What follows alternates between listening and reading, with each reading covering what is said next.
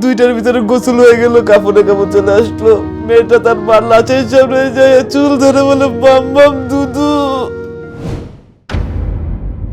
আমার নাম মোহাম্মদ ইসমাইল হোসেন। আমি এখন বর্তমানে একটা চাকরিতে আছি। 2018 সালে একদিন শুক্রবারে আমার ফ্রেন্ডদের নিয়ে বিকালবেলা আমি বেড়াতে যাই। তো ওখানে একটা মেয়ে তার 6-7 জন বান্ধবীদেরকে নিয়ে একটা রেস্টুরেন্টে ফুচকা খেতে আসছিল। আমি আমার ফোনটার উপরে বসে চা খাচ্ছিলাম। এক পর্যায়ে ওর দিকে নজর পড়ে আমার, মানে আমার কাছে দূরের থেকে ভালো লাগছে। সবগুলো মেয়েতে থেকে ওকে আমার ভালো লাগতেছিল। তো তাকায় আছিলাম, অনেকক্ষণ তাকাইছিলাম। তাকা থাকার পরে তাই এক পর্যায়ে কি করলো, মেয়েরা খাওয়া শেষে মেয়েরা চলে গেল। তার বান্ধবীরা যাদের যাদের বাসায় আলাদাভাবে চলে যায়, সব ফ্রেন্ডরা যখন চলে যায়, মেয়েটা একলা একলা যাচ্ছে, একা যাচ্ছিল। তার বাসায় রেস্টুরেন্ট থেকে বেশি দূর না, 5 মিনিটের দূরত্ব। তাই হেঁটে হেঁটে যাচ্ছিল। আমি দেখি মেয়েটা কোন বাসায় ঢুকে, দেখলাম ওই বাসায় ঢুকছে। তো আমি ওদিনকার কিছু বললাম না। আমি আমার মেজো মামাকে বললাম যে মামা এমন এমন কাহিনী, আমি এমন একটা মেয়েকে ভালো লাগছে। ভালোবাসাটা মন থেকে, তো ভালোবাসা প্রথম দেখায় ভালোবাসা এসে পড়ছে, ভালো লাগে গিয়েছে। ভালোবাসা কি ভালো লাগে গিয়েছে, মানে ওকে মনে করতেছে আমি এখনই যেন ওকে ধরে বাসায় নিয়ে যাই। ওকে আর হারাতে চাইতেছিলাম না। আমার মামা কি করলো, ওই এলাকায় যেয়ে ওর বাবার ফোন নাম্বার জোগাড় করলো। জোগাড় করে বাবার সাথে কথা বললো। কথা বলে বাবার সাথে বললো যে এমন এমন আমার ভাগিনা তো আপনার মেয়েকে পছন্দ করে। আপনার মেয়ে এখন পর্যন্ত আমার ভাগিনাকে দেখে নেই, কিছু করেনি। তো আমরা চাচ্ছি আপনার বাসায় আসতে। তো বাবা বলতেছে ঠিক আছে আসেন। মামা বললো যে ওর বাবা যাইতে বলছে তুমি তোমার মাকে নিয়ে যাও এবার। এক বছর আমার আম্মুকে নিয়ে, আমার এক ফ্রেন্ডকে নিয়ে আবার যায় ওই জায়গায়, তাদের বাড়িতে যায়। যাওয়ার পর তারা অনেক কিছু পিঠার মিঠার সবকিছু আয়োজন করে। মেয়ে শাড়ি পরে আসে আমাদের সামনে। পরে আমার মা জিজ্ঞেস করছে যে তুমি বিয়ের পরে কিন্তু তুমি পড়ালেখা করতে পারবে না, তো এই ক্ষেত্রে তোমার মত কি? তো বলতেছে যে বিয়ের পর অন্তত আমি যখন ইন্টার ফার্স্ট ইয়ারে পড়ি, আমার ইন্টার পরীক্ষাটা দিতে হবে। তো আমি বলতেছে পরীক্ষা দেওয়াটা কি জরুরি না সংসারটা জরুরি? এবং মেয়েটা বলতেছে যে আমার সংসার যেমন জরুরি, আমার পড়ালেখা, যেহেতু এত কষ্ট করে এত বছর পড়াশোনা করছে, একটা সার্টিফিকেটও দরকার আছে। তো বলতেছে আচ্ছা ঠিক আছে। পরে আমার মা মেয়ের হাতে 1001 টাকা তার হাতে দেয়। হাতে দেওয়ার পরে মেয়ে চলে যায়। চলে যাওয়ার পর বাড়ি চলে আসলাম। আমার মা বলতেছে তুমি আমার একটা মতো ছেলে, আমি তোমাকে ঢাকা শহরে দেখে শুনে জেনে একটা বাড়িওয়ালার মেয়ে অথবা একটা ভালো ফ্যামিলির মেয়ে বিয়ে করাবো। এই ফ্যামিলিতে যদি সাপোজ বিয়ে করে, তো আমি তো সামনের দিকে বড় গলা কথা বলতে পারবো না। এত গরিব করে তোমাকে বিয়ে দেওয়া যাবে না, তোমার বাবা মানবে না। আমার আম্মু এই কথা ফিসতে একটা কথা বলে বসে যে আমি তোমাকে বলি নেই, তোমার বাবা তার বন্ধুর মেয়ে দেখে রাখছে, মানে দেখে রাখছে, কথাবার্তা বলে রাখছে। তোমার একটা ভালো কাজ ব্যবস্থা হয়ে গেলে ওদের সাথে কথা বলে আত্মীয়তার সামনের দিকে আগাবে। তারা খুব বড় লোক, এমনকি মেয়ে শুধু একাই, মেয়ের কোনো ভাই বোন নাই, এবং যা অবস্থা আছে তা খুবই ভালো অবস্থায় আছে। এই কথা বলার পরে আমি বলছি কোনো প্রকার রাজি না। আমার মাকে আমি অনেক প্রকার বুঝাই। আমি মাকে বলি মা দেখো বাজারের পরিবেশ দেখে লাভ নেই, বাজারের জিনিস ঠিক আছে কিনা, এভাবে বুঝাই। পায়ে ধরে বসি মা তুমি আর মানা করো না, গরিব ঘরের মেয়ে তোমার কথা শুনবে, ওরা কোনো প্রকার রাগ দেখাবে না, তুমি যেভাবে বলো সেভাবে চলবে, তুমি যেমনি হোক তুমি বাবাকে রাজি করার চেষ্টা করবে, 100% তুমি আমার কথা দাও। এক পর্যায়ে আমার আম্মু জোরে জোরে বলেছে আমি তোমার বাবাকে বলবো, তোমার বাবা যদি রাজি না হয় তখন কিন্তু আমার দোষারোপ দিতে পারবো না। আমি তুমি চেষ্টা করো। মাকে সেটিং দেওয়ার পর কোনো প্রকারের মেয়ের নাম্বারটা জোগাড় করে ফোন দিলাম, আসসালামু আলাইকুম। তো বলতে মেয়েটা বলছে কে আপনি? আমি বলছি এত তাড়াতাড়ি ভুলে গেলেন, আপনার সাথে দেখা করতে গেলাম। এ কথা বলার পরে মেয়েটা আমার সাথে প্রথমে খারাপ, মানে একটু লাউডলি ভাবে কথা বলে যে আপনি আমাকে চিনেন না, জানেন না, আপনি আমার আগে কখনো দেখেননি, আপনার সাথে আমার কোনো কথা হয়নি, আপনি কেন আমার বাসায়, আপনি আমার বাবার মাধ্যমে বিয়ের প্রস্তাব, আপনার মা কিনা কোন সাহসে আসছেন আপনি? তো কোন সাহসে আসছে? আপনাকে ভালো লেগে গেছে? ভালো লাগাটা কি 1 সেকেন্ডের ব্যাপার? এটা আপনি আমার ভালোবাসা ফেলেছেন, আমার বয়ফ্রেন্ড আছে কি নাই আপনি কি জানেন? আমার কারোর সাথে মানে উল্টাপাল্টা কথা বলতেছে। কিন্তু দেখেন রাগারাগি কোনো কিছু না, যে আমি চাচ্ছি সামাজিকভাবে ফ্যামিলিগতভাবে আপনাকে আমার ঘরে নিয়ে আসতে, আপনাকে ভালো যেহেতু আসছি। মেয়ে আমাকে বললো আমি আরো পড়াশোনা করতে চাই, আমার এখনো পড়াশোনা শেষ হয়নি, আপনি কেন আমার অনুমতি ছিলেন আমার বাসায় বিয়ের প্রস্তাব দিলেন? এখন আপনাদের ফ্যামিলি তো সচ্ছল, আমার বাবা মা দেখে তো এক প্রকার রাজি হয়ে গেছে, এখন তো আমার বিয়ে হয়েই যাবে। আমার বিয়ে হয়ে গেলে তো আমার পড়ালেখার সামনে দিকে আগাবে না, আপনার মা তো বিয়ের পর আমাকে পড়াশোনা করাবে না, সেক্ষেত্রে আমার পড়ালেখা কেরিয়ারটা নষ্ট হয়ে যাবে। মেয়ে বলতেছে আপনি আমার সাথে কোনো কন্ট্যাক্ট করবেন না, কথা বলতে চাই না, ফোন দিবেন না, 3বার বলছে কথা, ফোন দিবেন না। একথা নিজে ফোন কেটে দিছে। কেটে দেওয়ার পর আমি বলি বাবা আল্লাহ, মেয়ে তো ধাইনা মরিস। আমার মারে তো বলছি মা তুমি যেমনি বললো মেয়ে অমনি চলবে, মেয়ে লক্ষ্মী। এখন যদি এই মেয়ে যে সাপো ঘরে যদি চলে আসে, এখন আমার মালাকে যদি উল্টাপাল্টা কিছু করে, তখন আমার মা আমাকে ধরবে। তো এক পর্যায়ে মেয়ের বাবা আমাকে ফোন দিল একদিন, ফোন দেওয়া বলতেছে যে বাবা তোমার সাথে আমার কিছু কথা আছে, তোমার সাথে আমি একান্ত কিছু পার্সোনাল কিছু কথা বলতে চাই। আমি বলেন বাবা কথা বলতে, এক মিনিট সরাসরি। ঠিক আছে সরাসরি কথা বললেন। তো আমি বুধবার দিন গেলাম, সে আমাকে ধরে আমার হাতটা ধরে তার হাতে করে রেখে বলতেছে বাবা আমি খুব গরিব একটা মানুষ। তো বলতেছে বাবা আপনার মা যেভাবে কথা বললো এইভাবে তো হয় না, আর আমি কিন্তু কোনো কিছু দিতে পারবো না। আমি বিয়ের পর কিন্তু আপনারা যদি আমার কাছে দাবি করেন যে আমার এটা লাগবে, এটা দিতে হবে, আমি কিন্তু একটা সুতো দিতে পারবো না। আমাকে দেখেন আপনার মেয়েকে আমি এক কাপড়ে নিয়ে যাবো, বিয়েতে অনুষ্ঠানও করা দরকার নেই, আমার ফ্যামিলি থেকে 5-10 জন লোক আসবে, আইসা আপনার মেয়েকে উঠায় নিয়ে আমরা চলে যাবো। ঠিক আছে, যেটা আপনার ভালো মনে হয় অন্য করেন। তো আমার ফ্যামিলিকে আমি অনেক প্রকার রাজি করার চেষ্টা করছি, অনেক প্রকার চেষ্টা করছি, এমনকি আমি বাসায় খাওয়া দাওয়া বন্ধ করেছিলাম এই বিয়ে করার জন্য। তো বাবা রাজি হইতেছে না। এক পর্যায়ে আমি কি করি, আমার টেবিলের উপরে কাঁচা গ্লাস ছিল, কাঁচা গ্লাস জানলার গ্রিলের সাথে বাড়ি মেরে, তা আমি বলছি আমাকে যদি বিয়ে না করো আমি আমার নিচে পেটের ভিতরে আমি গ্লাসে দেবো। তারপরে রাজি হয় না। আমার বাবা আমাকে 2 দিন ঘরে আটকে রাখলো, ঘর থেকে বেরোতে দিল না। মেয়ের মা, আমি এক পর্যায়ে ওনাকে বললাম যে মা আমার ফ্যামিলিতে রাজি হচ্ছে না। তো বলছে ঠিক আছে তুমি কি আমার মেয়েকে বিয়ে করবা, ক্যান্ডি দিতে পারো, তুমি মেয়েকে বিয়ে করবা? আমি হ্যাঁ বিয়ে করবো। ঠিক আছে তুমি যদি বিয়ে করো আমার মেয়েকে উঠাই দেবো। শাশুড়ি থেকে আমি 100% সাপোর্ট, শ্বশুরও তো সাপোর্ট আছেই। যাই হোক, আমার মা তো ওই বাসা চিনে, মেয়ের বাসা।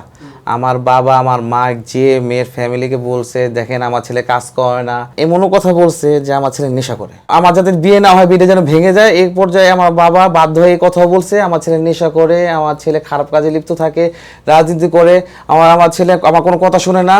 তাই আপনি দিয়েন না, আপনি মেয়ের জীবনটা নষ্ট করেন না। আমার ফ্যামিলি রাজি হবে না, রাজি হবেই না। 3 দিন পর যখন আমি সুযোগ পাই বাসা থেকে বের হওয়ার, তার বাসা থেকে বেরো যায়। তো এক পর্যায়ে ছোট খালামুনি আর আমার ফ্রেন্ডের বউ আর আমার ফ্রেন্ডের মা এটা রাজি করেছি।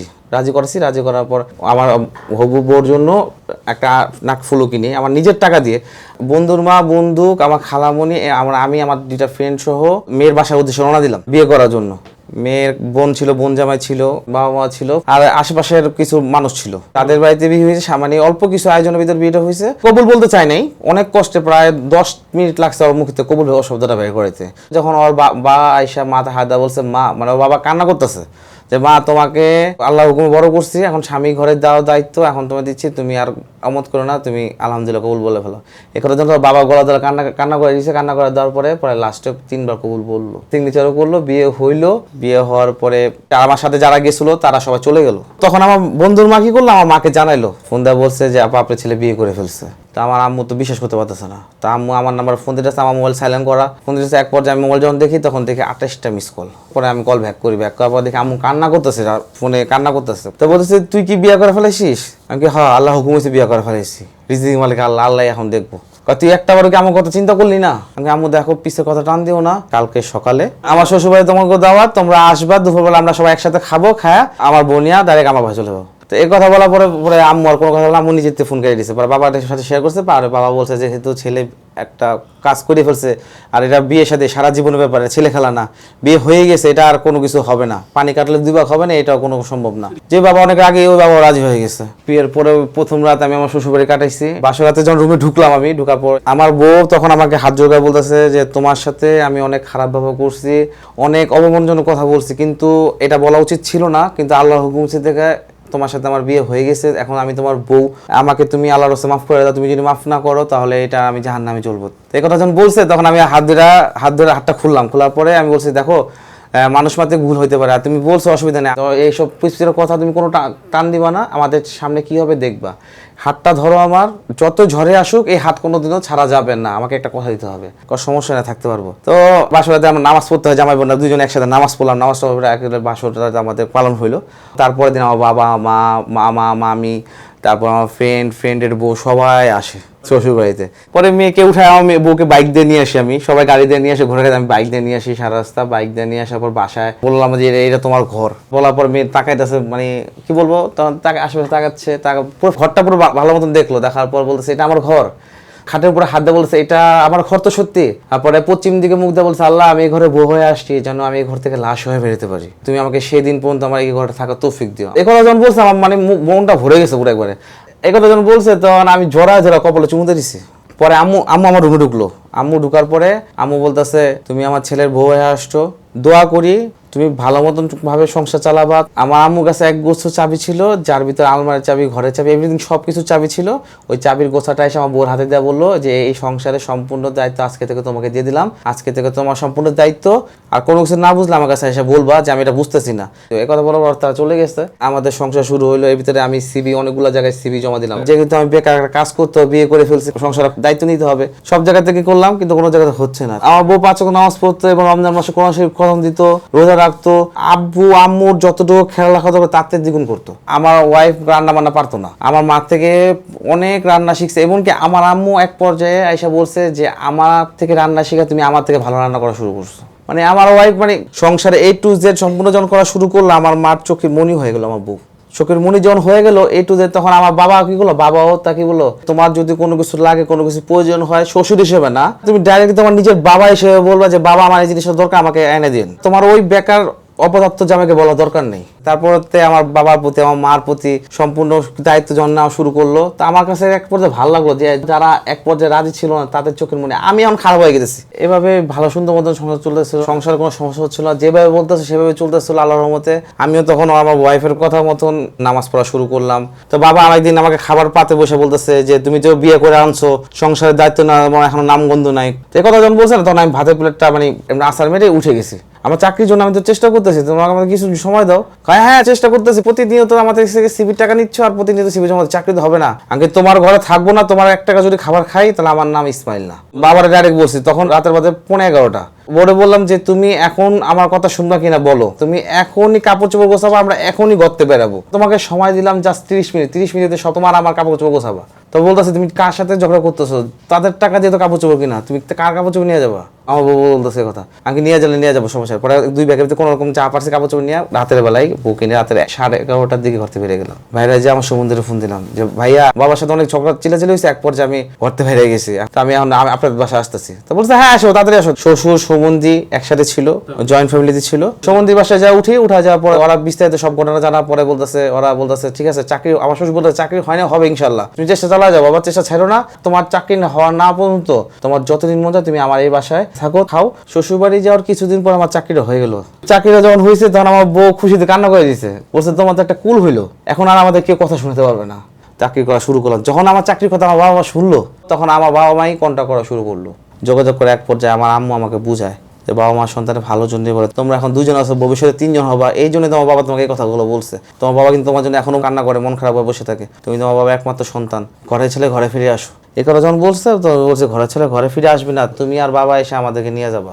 এ কথা যখন বলছি, তো এই কথা বলার 4 দিন পরে তারা আসছে, আইসা আমাদেরকে আমার শ্বশুরবাড়ি থেকে আমাদেরকে তাদের বাসায় নিয়ে গেছে। আমার বেবি কনসেপ্ট করলো, গর্ভে আসার পর যখন ডেলিভারির সময় হয়, হসপিটালে নিয়ে যাওয়ার পর 40 মিনিট পর ডাক্তার বেরিয়ে আসলো বেবিকে নিয়ে এসে বলছে এই যে বাচ্চার দিকে আমি তাকাইনি। বউ কোথায়, আমার বউ কেমন আছে চিল্লায় বলতেছে এটা হসপিটাল, এটা কোনো হাট বাজার না। আপনার বউ কোথায়? আপনার বউ ভালো আছে, আল্লাহর রহমতে ভালো আছে, শুকরিয়া আদায় করেন। আপনার বেবিকে দেখেন, বেবি মুখটা দেখেন। পরে বললাম যে আমার বউ আগে, আমার বেবি আগে না। ওকে যখন বেডে দিল আমার ওয়াইফকে, আমার চোখ দা ইশারা দা সামনে ডাকদা মাথাটা নিচে দিতে বলো, কানে কানে বলো। আমার বলছে যে তুমি খুশি তো, তুমি আল্লাহর কাছে মেয়ে চাইছো, মেয়ে পাইছো। কিন্তু মেয়ে হওয়ার পর আল্লাহর রহমতে আমার ইনকাম আল্লাহ বাড়াইতে লাগলো আস্তে আস্তে, আল্লাহ একটা বরকত দিয়ে দিল। মেয়ে হওয়ার পর চাকরি একটা ভালো একটা পজিশনে হয়ে গেল, আমার ইনকামটা বেড়ে গেল। আল্লাহর মধ্যে পিছে ঘুরে তাকাতে হলো না, সবাই ভালো এভরিথিং সবকিছু ভালো। সংসারে সবকিছু A to Z দায়িত্ব নিয়ে নেওয়ার পর সংসারে সবকিছু ভালো হচ্ছে। সংসারে কোনো ঝগড়া বলতে একটা টোকা শব্দ হচ্ছে না। এর ভিতরে আমার মেয়ের বয়স যখন 1.5 বছর কাছাকাছি হয়ে গেল, আমার ওয়াইফের ঠান্ডা জ্বর লাগা শুরু হলো। হঠাৎ করে দেখলাম কি এসি বন্ধ করে দিয়ে কম্বল গায়ে দিয়ে শুয়ে আছে। তো বন্ধ করে কি সমস্যা তোমার? তো বলছে আমার খারাপ লাগতেছে, তোমার আমার সামনে এসো না, এখন তো ভাইরাস জ্বর চলতেছে। সেই দিন রাতে এমন অবস্থা হয়েছে, বাথরুমে যেতে পারতেছিল না, মানে পা দিতে পারতেছিল না, প্যারালাইসের মতন হয়ে গেছিল ভাইয়া।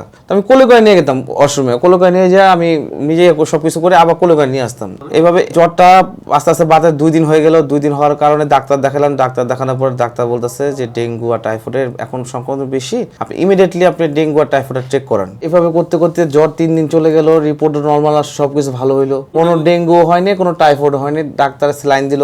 এই 3 দিনের ভিতরে পানি ছাড়া আমার ওয়াইফ কিছুই খায়নি, জাস্ট পানি, আর কোনো কিছু খাইতে পারতো না, বমি করতো খালি জাস্ট। তো শুক্রবার দিন সারা জাগনা ছিলাম, তো আমি বৃহস্পতিবার রাতে আমি ঘুমাই গেছি।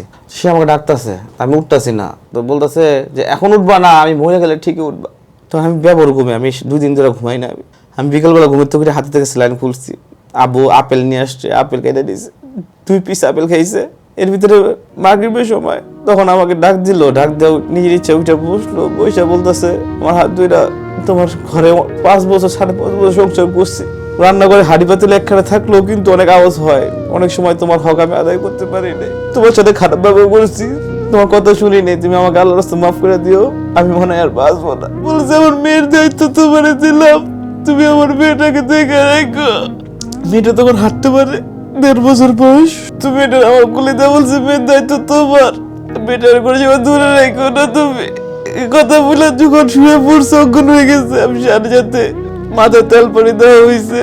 ওই সবার দিকে তাকায় না, ওখানে আমার বাবা ছিল, মা ছিল, আমার হাতটা ধরে আমার থেকে আমার দোস্ত তাকায় ছিল, তাকায় থেকে একটা হাসি দিল। এই হাতের উপরে আমার দুই ধরে একটা হাসি দিয়ে আমার চোখের দিকে তাকায়, তার দমটা চলে গেল।